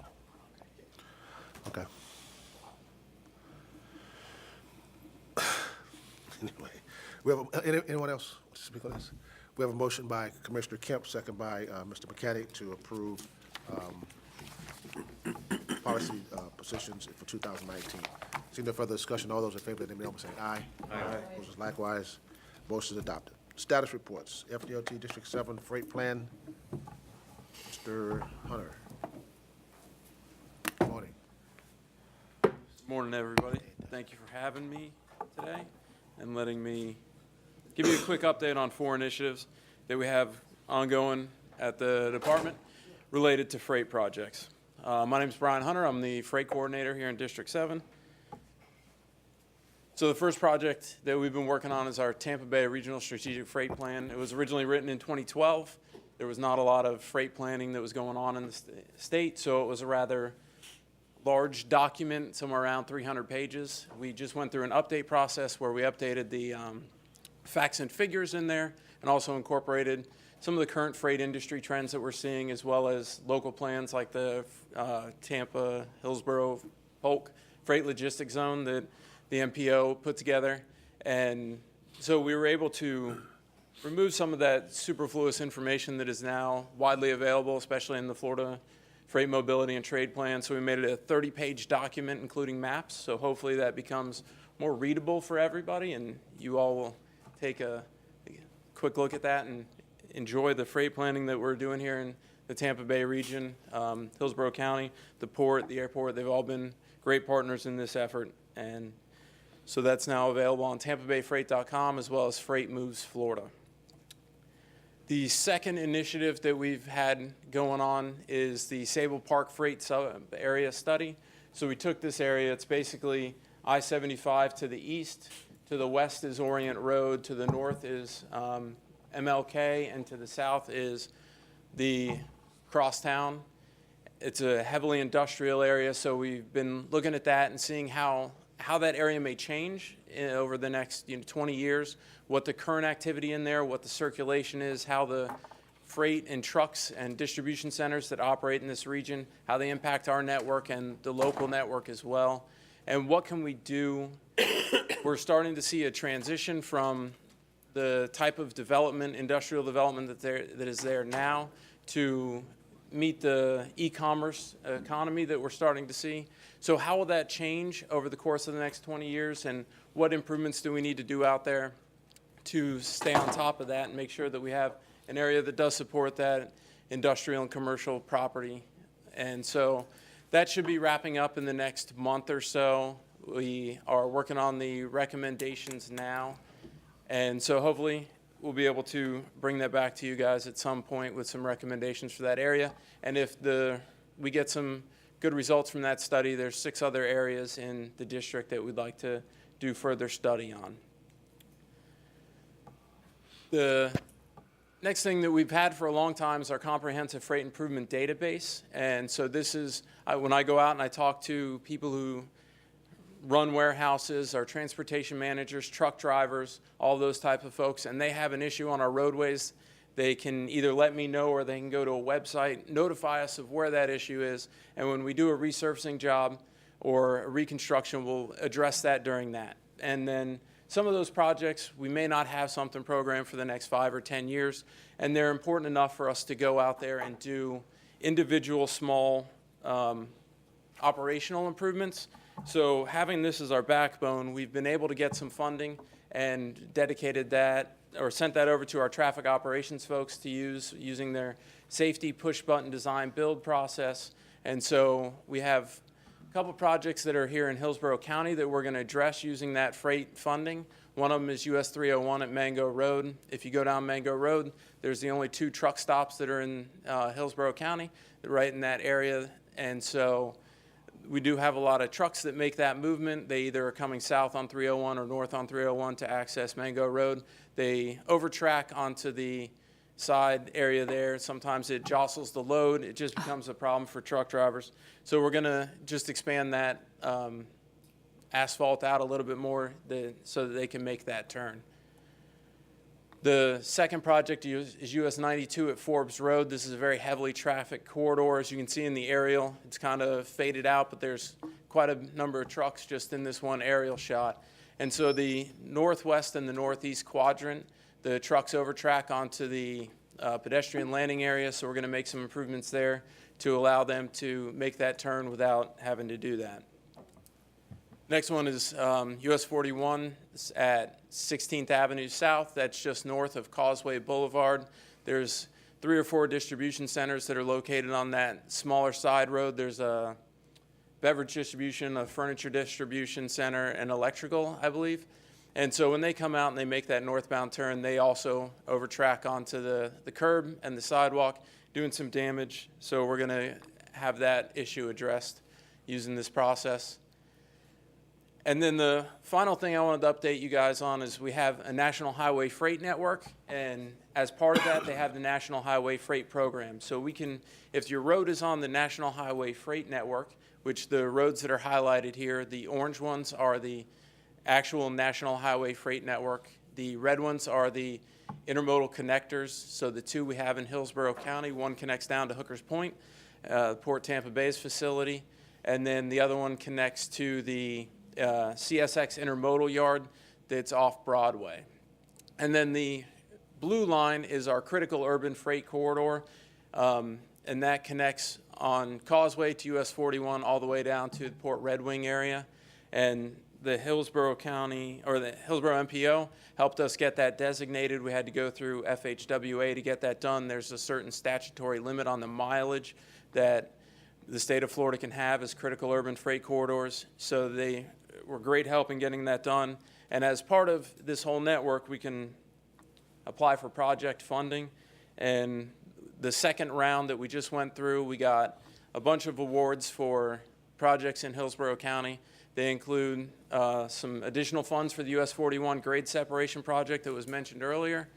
And then also on a majority of the interchanges east of I-75, we're going to have operational improvements there that hopefully make that not only the cross street but the I-4 operate better. And we also got some funding to do the way station merge lane extensions. Right now they're relatively short. When the trucks come out, they're not at speed yet, so we'll be able to give them more time to get up to speed and merge at a appropriate speed. So that's those are the updates on the 4 primary freight initiatives we have going on right now. And Any questions? Commissioner Overman, you recognize. Thank you for your report. You may or may not know this number off the top of your head, and I'm always fascinated how freight travels through the state of Florida and specifically through Hillsborough, obviously. As a percentage of freight movement, what do you know is the percentage that moves via vehicle versus rail? so there's a whole bunch of numbers out there that answer that question. And the one that makes the most sense to me is everything at one point in time or another is on a truck. We have very few distribution centers that are primarily served by rail. And if they are, it's more of a bulk commodity. So it could be, sand, phosphate, syrups for like cola production. But at one point in time in its lifespan, everything travels on a truck. So the answer that makes the most sense to me, and I'm sure Charles would, from the work that the port's done, agree with that it's about 100% at some point. That's correct, especially short hauls. So long hauls, it's more by rail, it's more efficient. For instance, we bring in ethanol by rail into the port. We get unit trains of ethanol coming into Hookers Point that were coming in by vehicle, by truck before that. So when it's efficient, it's usually a couple hundred miles, typically, unless it's phosphate, you'll run through the mines in Central Florida over to the coast. But for most cases, it's going to be aggregate, bulk materials, things like that. But we're trying to put more cargo on rail and try to work with CSX in Jacksonville to do that. We like to put fruits and vegetables and containers and things from our port right on rail, and they get transported by rail versus truck. So we're trying to work very hard on that. Okay, great, thank you. From the airport standpoint, we have a really fast-growing operation with Amazon. 767 freighters, 5 or 6 a day, bringing stuff in for distribution. So 100% of that goes on a truck. 20% of it ends up on my front porch. I got the other 20%. Maybe 5 at mine, so I understand. But thank you very much. Any other questions of Mr. Hunter? Seeing none, thank you very much, sir. Heights Mobility Study, Mr. Benson. Morning.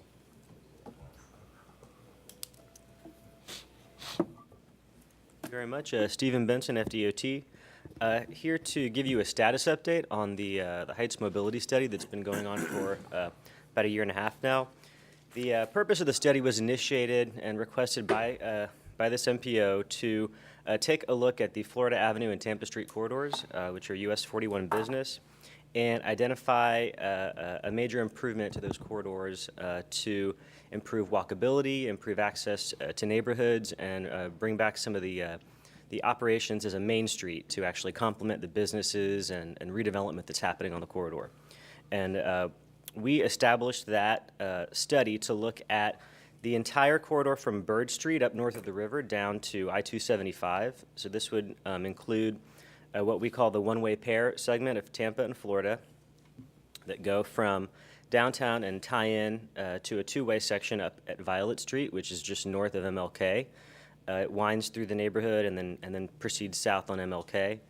North of Violet Street, it's a two-way section, 4 lanes, undivided, and it's very constrained and tight, as you're probably aware of having driven through there.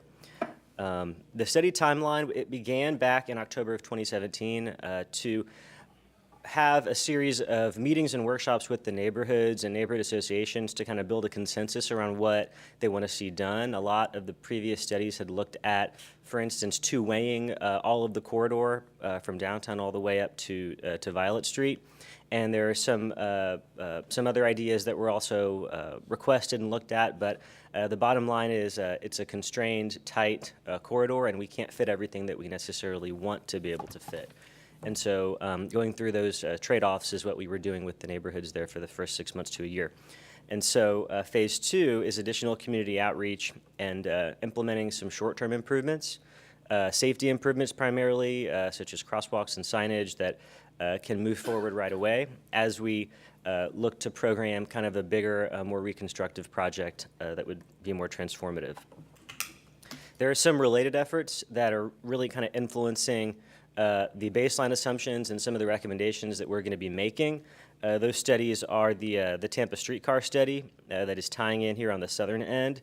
They actually merge onto this same study corridor and tie in up at Palm. The I-275 Tampa Interstate study downtown interchange reevaluation is going on. That's going to affect us because it's a traffic on a parallel route, and Tampa and Florida serve as a reliever to the interstate. So we want to keep an eye on that. The I-275 North PD&E study starts at MLK and goes all the way up to Bears.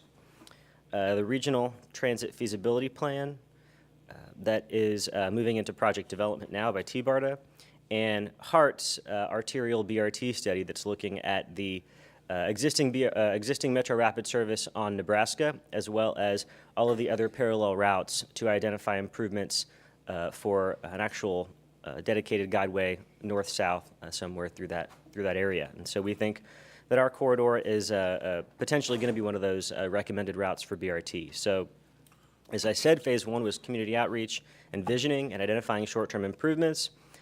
We met with a little over half a dozen different neighborhood associations and conducted some workshops. We actually went out and did a sweep of the corridor to kind of get the word out and generate ideas. We had our folks sit out here at Winn-Dixie over the weekend and collect ideas as well. And we also had an online component where we established a map online where anybody could go and kind of put a pinpoint on an issue they've had, maybe a broken sidewalk, maybe having a difficulty crossing the street. And we're going to go back through all the 300 plus comments that we got and try to tie it back to an improvement or a recommendation or at least a response to say that we've tried to resolve it. It could be anything, even like tree trimming or some of the comments that we've gotten. And you can see that even though a lot of the comments are on the Florida Avenue corridor, we did not restrict it to that corridor. And so folks really kind of veered off and were identifying issues even on East Hillsborough Avenue, even down in Riverside Heights that weren't in our study corridor, but we are going to follow up on those issues as well to try to address them, especially the ones that have to do with safety. So the 6 areas that the community wants to improve, were obviously safety is the number one priority that we have, but it was the number one outcome that we're going to be measuring all of our recommendations against. Calming traffic speeds and really trying to get speeds down into more of a neighborhood scale rather than a highway scale, especially through those business districts. Connectivity and access, making sure that there's local access and connectivity, but that there is also some degree of function and traffic circulation, especially during the peak hours, because there are some significant bottlenecks that I'll go into in a minute. Of course, improving walking and biking is a goal that we have heard from the neighborhoods, as well as enhancing the streetscape and just the aesthetic look. And then improving transit also is a major goal. And so we conducted 3 walking audits out on the corridor with representatives from all the neighborhoods. This happened last year, and used that to generate these conceptual ideas for improvements. The biggest request was pedestrian crossings. I think we have a request for a pedestrian crossing every 20 feet along the entire corridor. So we were going through those requests and trying to identify what makes the most sense and also where the biggest need is. So looking at the crash data and looking at feasibility as well, because we want to make sure that the crossings are designed in a way that cars are actually going to stop and yield, and that they're going to be safe and not just paint on the ground and signs. So that analysis is underway, and some of those have actually already been implemented or are in production right now.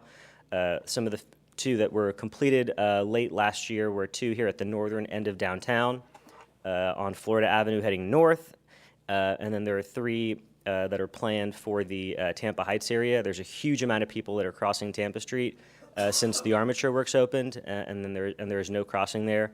And in addition to that, up in the Seminole Heights area, intersection at Wilder Avenue that's under design right now that will move to construction here this year. And then there are also other locations that are under development, but we're moving through them one by one and trying to get them programmed and implemented as quickly as possible. Again, prioritizing the locations that have had crashes or safety issues.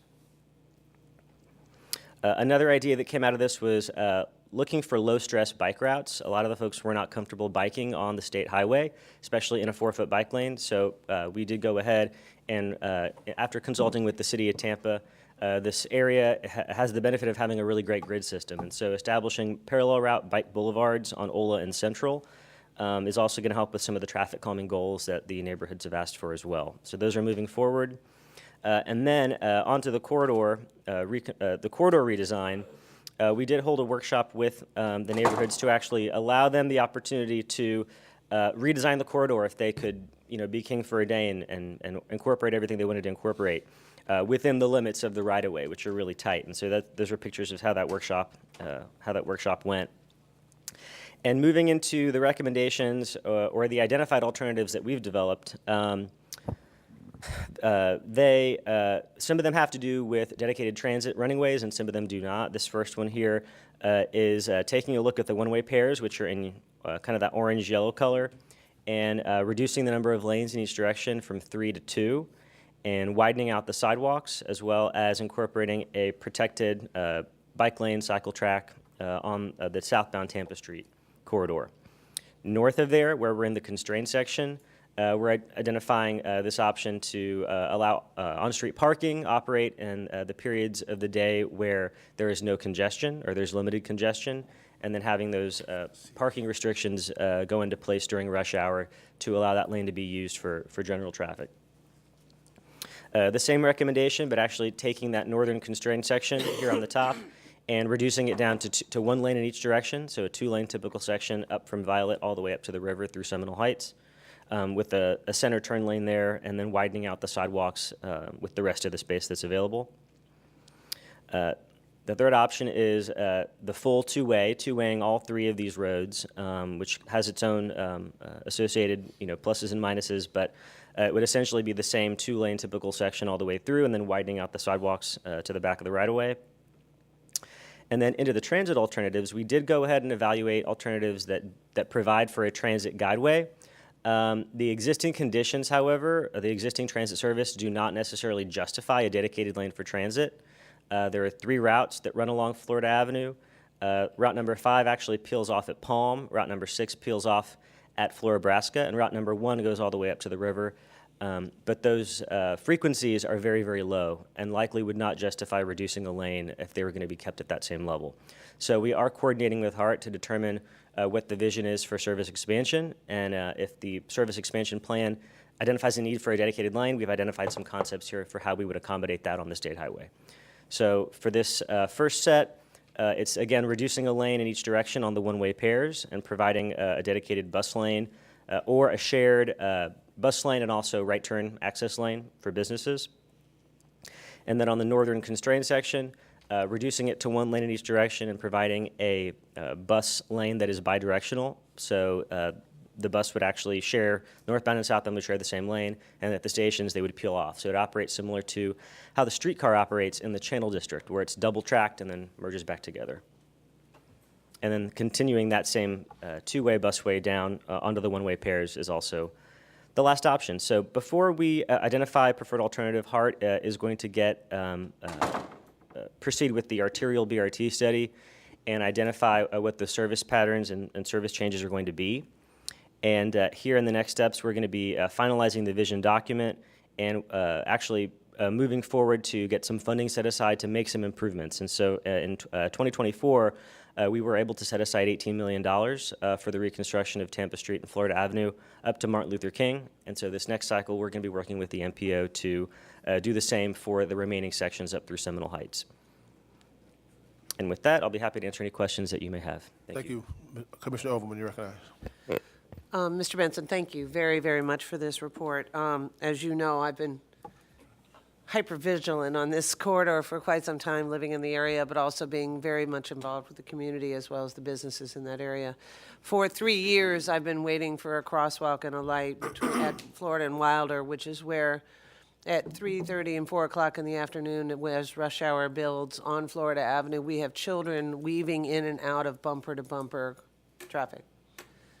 And while I understand that you've been working very hard and they're doing a marvelous job of getting the feedback, some projects just can't wait till 2024 or 19. So while our secretary is here, I'd like to specifically ask if no other project could actually be moved forward, that intersection one be addressed as far as what we had previously spoken about 3 years ago about getting a dedicated crosswalk as well as light beacons at that location, since it seems to be on the agenda anyway, accelerated. And then there were two others at Idlewild where the Millhouse project has now been completed. They're having their grand opening, I believe, next week. We have a significant number of people crossing there at night where you cannot see and the lighting is not as good as it could be. And then further north up at Knollwood. Those are three target locations that the Business Chamber as well as the neighborhood has identified for some time as being a priority. And I recognize that we need to coordinate with all the other things that are going on. But in the meantime, we're not hitting our goal of Vision Zero or health in all things. So I'd like to encourage accelerating at least those efforts, given I don't see that a significant amount of change would occur even in all the alternatives that you're looking at. So. Anyone else? I'm sorry, Commissioner Kemp, you recognize. Thank you. Like Commissioner Overman, I live right off the roadway there, as you all know, and was a founder of the Old Seminole Heights Neighborhood Association 32 or something years ago.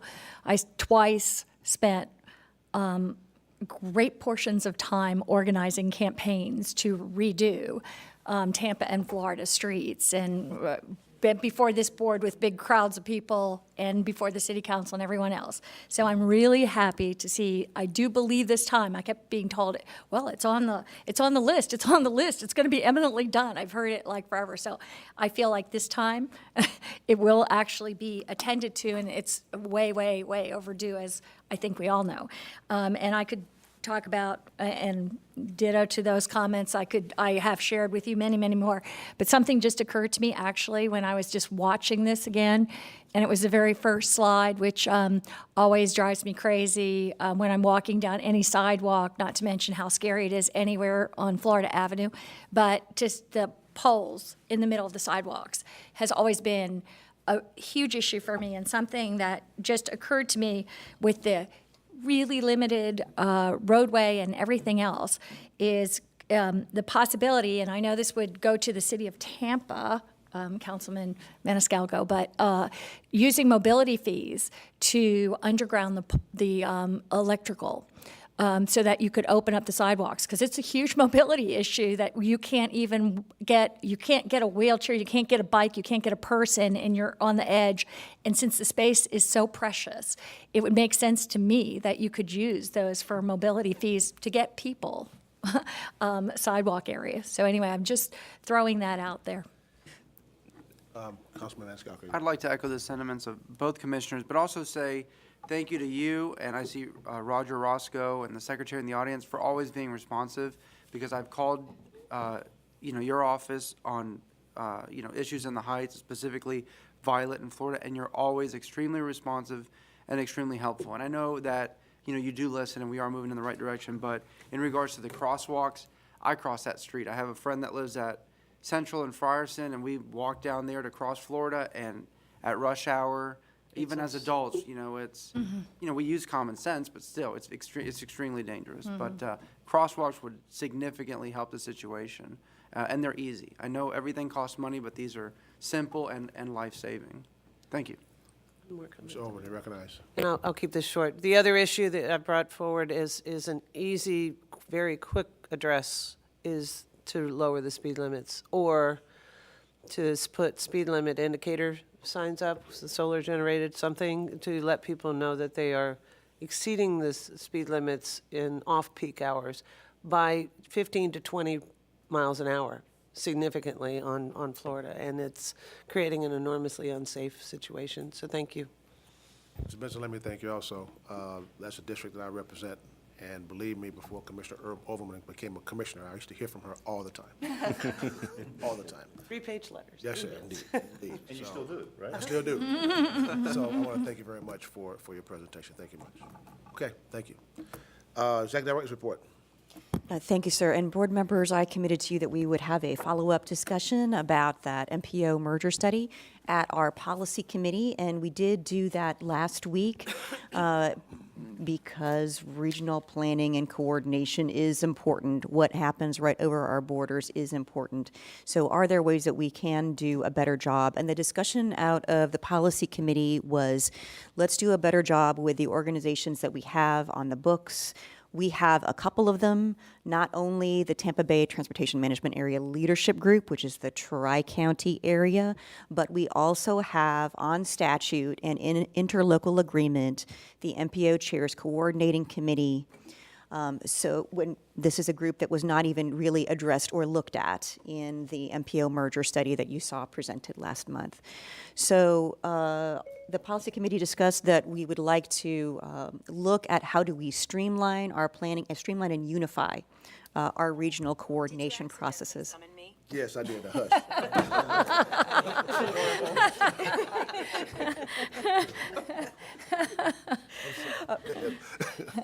I'll wrap that topic up. So, so we will be bringing that topic to the TMA leadership group this coming Friday, and then hopefully have some ideas to bring back to all of the MPOs for consideration. Again, about how we strengthen and streamline those regional coordination processes. We had a very successful open house meeting last Thursday. It is the first of 3 about Tampa Bay Next and what happened specifically with the downtown interchange. So there'll be 2 more of these open house sessions where we look in detail, kind of do a deep dive into what are the impacts of the 4 different options that have been put on the table for the downtown interchange. That is then leading to a locally preferred alternative that will be recommended by the Department of Transportation probably this summer.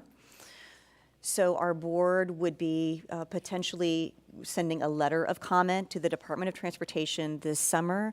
We would be looking for comments from the public about what should go into that letter at our public hearing this summer. So there will be a full and thorough discussion, an opportunity for the public to participate in that comment process.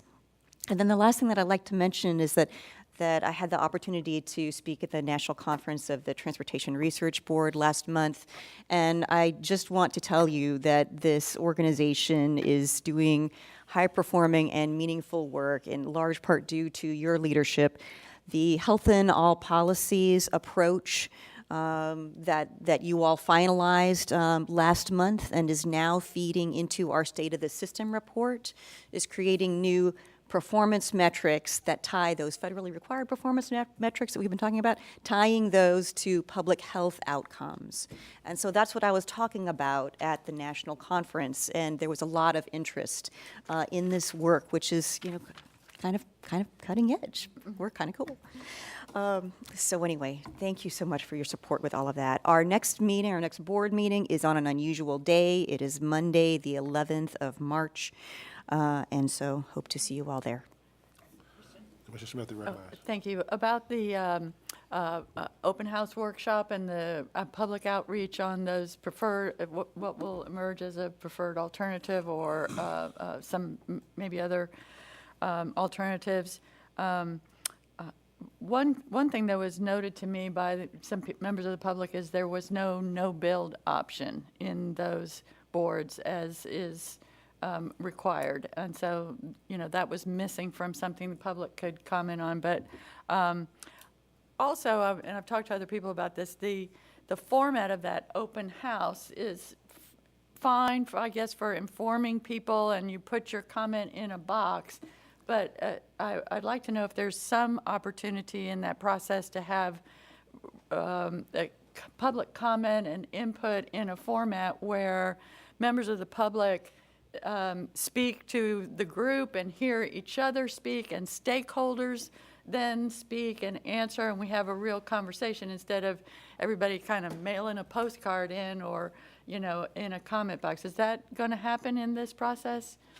Yes, ma'am. Okay. And so that would be the purpose of having that letter of comment from this board be part of our June public hearing agenda.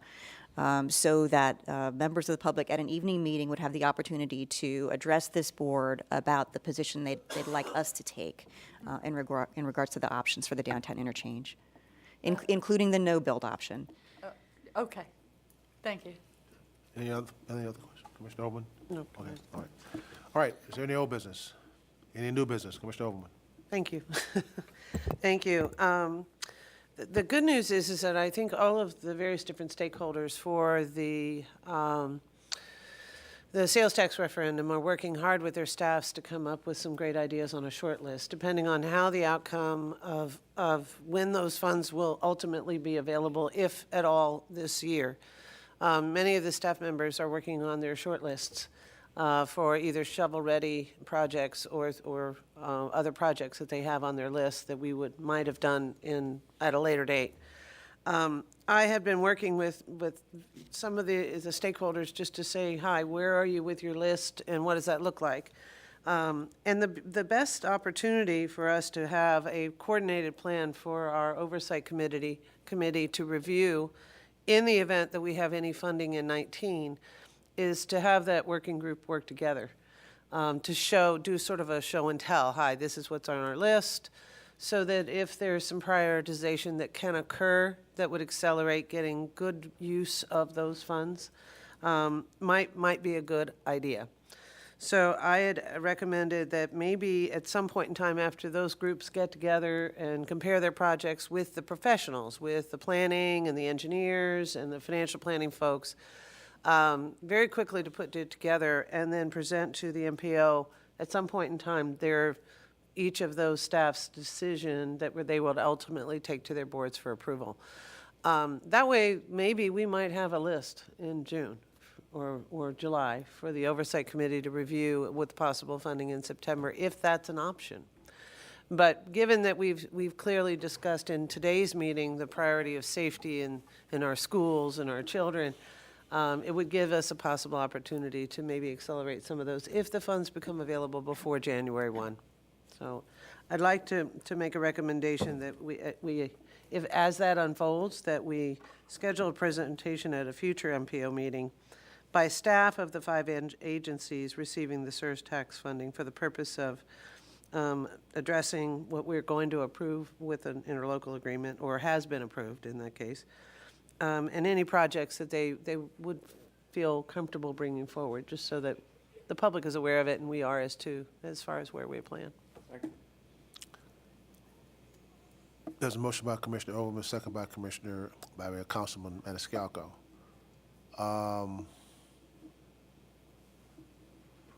You have a specific date in mind? Sometime in April.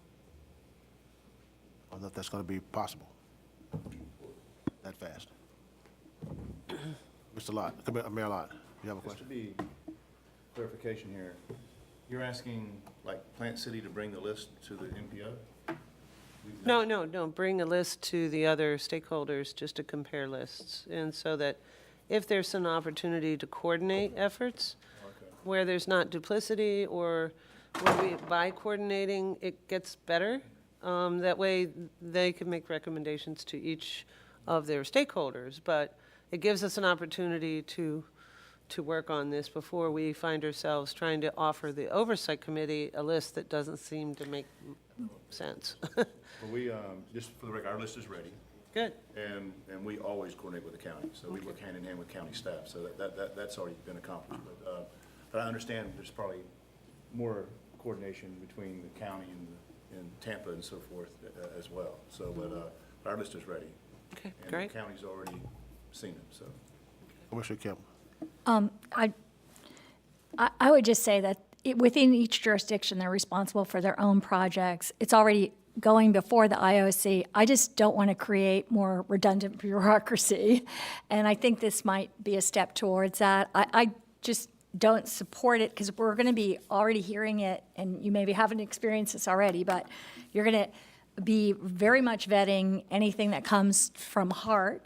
You'll be very much vetting anything under your jurisdiction in unincorporated Hillsborough County. We will hear and can hear about and they will be coordinating at a staff level, I would believe, the projects in the city of Tampa, in Plant City and Temple Terrace. So I wouldn't actually support creating another forum because I just think it gets to be too much, and I experience that all the time, redundant bureaucracy that's like, I think more makes things more complicated and difficult than, I'd rather just see the process as it unfolds right now, and then if we need to do a fix or feel like there needs to be something else to do that. Commissioner Smith, you recognize? The way I understand the referendum, we provide, each jurisdiction provides our plans to the IOC, the Independent Oversight Committee, by September, and then they review, and it might have to go back and forth a little bit between that committee and the jurisdictions, but it's clear to me in the referendum that no funds can be spent until January 1st until the following year. That's spelled out in the referendum. So that time, and as you said, Commissioner Miller, I think we'll be doing good if each of those jurisdictions gets to the IOC by September without an extra step in there. Commissioner Overman? And I don't want to put the ruling associated with the sales tax at jeopardy, but it wasn't that I wanted the leadership to get together to approve the projects specifically as a recommendation for a working group to address those and to make sure that that was in fact happening, so that if there was an opportunity to bring forward a plan to the IOC, if in the interpretation of the ruling, finds that we could do something before January 1, when we've already started collecting 8.5% sales tax from our citizens, then that's an option. But I know that a lot of the stakeholders are doing their lists. I just know that there's value in having them talk to each other when it comes to coordinating those plans when we have a short timeline. So that was my recommendation. Let me say this. Tomorrow, the county has not even approved its list, its right. list yet. Not list, it's independent oversight commission. It hasn't even done that yet. Tomorrow, we have the drafts of the interlocal agreements. for all of the entities, and that's the draft. We'll discuss at the tomorrow board meeting and then make a determination if we want to have staff do more, do less, or just prove what they have and they go forth from that. We also have another agenda item on tomorrow. April, I think, will be just way too soon. I don't think we can get things done by that time. So I think that possibly, again, we need to go back and look at what you're putting together here. I must agree with Commissioner Kemp that we may be looking at another layer of bureaucracy in doing that, but I don't think it's a bad idea. But I just think it's too soon. Okay. If you want to make a motion to have a later date, we can look at that, or you can bring it back at a later time. Yeah, there's no time certain in my recommendation. It's other than try to get something done and approved before September, if possible. You know, if that's doable for funding in September, if that's an option, then I'd like to pursue that goal. So do you want to amend your motion or withdraw your motion and bring it back later? I'll withdraw it, but I think it's important for us to see if there's a way to put it into place. If it's informally, I'm fine with that too. Okay, all right. Motion withdrawn. Any other new business? Seeing none, we adjourn.